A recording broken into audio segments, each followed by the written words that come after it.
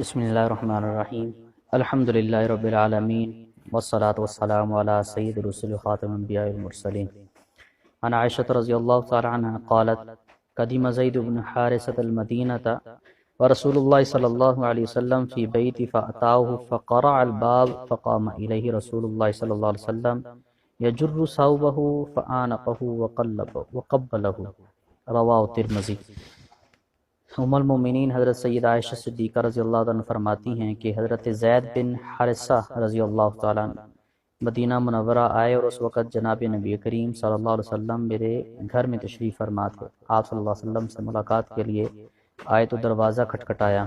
تو آپ صلی اللہ علیہ وسلم نے خوشی اور مسرت سے جلدی چادر گھسیٹتے ہوئے اٹھے اور زید رضی اللہ تعالیٰ گلے لگایا اور پیار کیا اور بوسہ دیا، پیار کیا یعنی بوسہ دیا۔ عزیز طلبہ، اس حدیث مبارکہ میں چند چیزیں سمجھنے کی ہیں کہ حضرت زید بن حارثہ رضی اللہ تعالیٰ عنہ یہ آزاد کردہ غلام ہیں اور سابقون الاولون میں سے ہیں۔ آپ صلی اللہ علیہ وسلم کو حضرت زید رضی اللہ تعالیٰ عنہ سے بہت زیادہ محبت تھی۔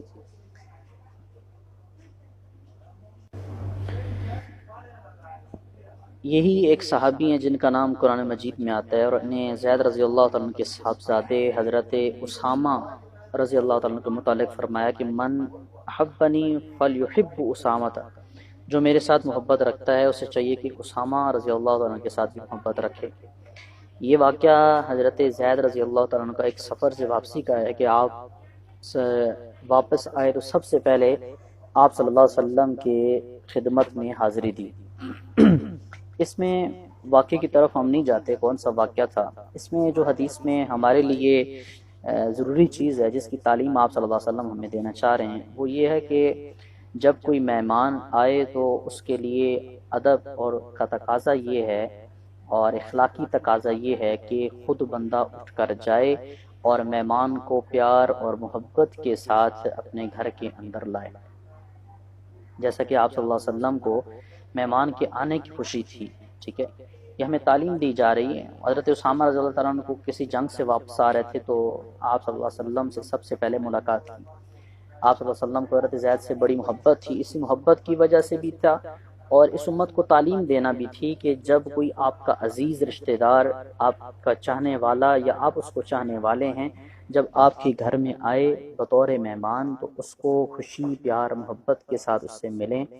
اور اس کا استقبال کریں۔ تو آپ صلی اللہ علیہ وسلم نے جیسا عملی طور پر کر کے بتایا۔ مہمان اللہ تعالیٰ کی رحمت ہوتی ہے، جب وہ گھر میں آ جائے تو اس کو زحمت نہیں سمجھنا چاہیے۔ مہمان بھی اللہ تعالیٰ کی طرف سے ہی بھیجے جاتے ہیں، اللہ تعالیٰ ان کو بھیجتے ہیں۔ پرانے زمانوں میں بزرگوں سے یہ سنا جاتا تھا کہ جس گھر کے اندر مہمان نہیں آتے تھے وہ لوگ کہتے تھے کہ ہمارا ان لوگوں کا گھر منحوس ہے۔ پرانے لوگوں کا ایک ذہن تھا، ان کی ایک بات تھی۔ تو جس طرح پرانے لوگوں کی ایک اور بات تھی کہ جس گھر کے اوپر کوا آ کر بیٹھے تو وہاں پر مہمان نہیں آتا تھا۔ پرانے لوگوں کے خیالات تھے۔ بہرحال مہمان اللہ تعالیٰ کی رحمت ہوتی ہے،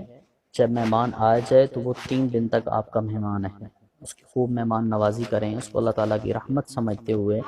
اور بہت سارے ایسے واقعات ہیں کہ جو لوگ مہمان نواز ہوتے ہیں اللہ تعالیٰ ان کے رزق میں برکتیں دیتے ہیں، ان کے گھر کے اندر خوشحالیاں ہوتی ہیں۔ تو بالخصوص میری مائیں بہنیں، ان سے التماس ہے کہ آپ صلی اللہ علیہ وسلم نے یہاں پر خوشی کے ساتھ مہمان کا استقبال کیا، تو جب گھر میں مہمان آ جائے، آپ کے گھر والے کا دوست آ جائے، کوئی اس کا عزیز رشتہ دار آ جائے تو اس کو خوشی اور پیار اور محبت کے ساتھ قبول کریں اور اس کا جتنی اپنی استعداد ہے، اپنی استعداد سے بڑھ کر نہیں، جتنی آپ کی چادر ہے اتنے پاؤں پھیلائیں، اس کے مطابق۔ اگر آپ اس کو سبزی کھلانے کی آپ کے پاس طاقت ہے تو سبزی کھلائیں، آپ کے پاس اگر گوشت کھلانے کی طاقت گوشت کھلائیں۔ جتنی اپنے سے مہمان نوازی خلوص کے ساتھ ہو سکتی ہے، جتنا اللہ تعالیٰ نے آپ کو دیا ہے ان میں سے آپ مہمان کو کھلائیں، وہ اللہ کی رحمت لے کر آیا ہے۔ اور اگر آپ مہمان نواز بن جائیں گے تو جو اللہ نے آپ کو دیا ہے اللہ تعالیٰ اس میں اتنی برکتیں ڈالے گا تو آپ کی ہر قسم کی پریشانیاں دور ہو جائیں گی۔ ٹھیک ہے، تو مہمان نوازی کا سب سے پہلا تقاضا یہ ہے کہ جب گھر میں داخل ہو پیار اور محبت کے ساتھ اس کو لائیں اور اس کا عزت اور اکرام کریں، جتنی اس کی شان ہے، جتنا اس کا مقام ہے، اس کے مطابق اس کو رکھیں۔ یہ نہیں کہ کوئی غریب آدمی آ جائے تو اس کو دروازے کے باہر بٹھا دیں اور اس کو کمرے میں لے کر نہ آئیں، امیر آدمی آ جائے، پیسے والا آ جائے تو آپ اس کو اپنے سر پر بٹھا، بلکہ جس طرح کا کوئی مہمان ہے اس کے مطابق اس کے ساتھ رویہ برتیں، ٹھیک ہے۔ اور بالخصوص اگر آپ کے گھر میں اللہ تعالیٰ علماء جیسی مبارک ہستیاں اگر آپ کے گھر میں آئیں، نہ بھی آئیں تو آپ کوشش کر کے علماء کی دعوت کریں، علماء کو اپنے گھر میں بلائیں، ٹھیک ہے، اس نیت کے ساتھ کہ وہ اللہ کے مہمان ہیں، نبی کے حقیقی وارث ہیں۔ مدارس کے طلباء کی اپنے گھروں میں دعوت کریں، پیار محبت کے ساتھ ان کو لائیں، آپ انشاءاللہ اپنی زندگیوں میں برکت دیکھیں گے، آپ کو مال میں برکتیں نظر آئیں گی، صرف اس وجہ سے آپ اللہ کے مہمانوں کو کھلانے والے ہیں، نبی کے وارثوں کو کھلانے والے ہیں۔ جب آپ اس پیار اور محبت کے ساتھ اپنے رزق کو نیک لوگوں پر خرچ کریں گے تو اللہ تعالیٰ سے پوری امید ہے کہ اللہ تعالیٰ آپ کی زندگی میں ویسے فیصلے فرمائیں گے۔ تو اللہ تعالیٰ سے دعا ہے کہ اللہ تعالیٰ ہمیں مہمان نواز بنائے، اللہ تعالیٰ ہمیں خدمت کرنے والا بنائے۔ وآخر دعوانا الحمدللہ رب العالمین۔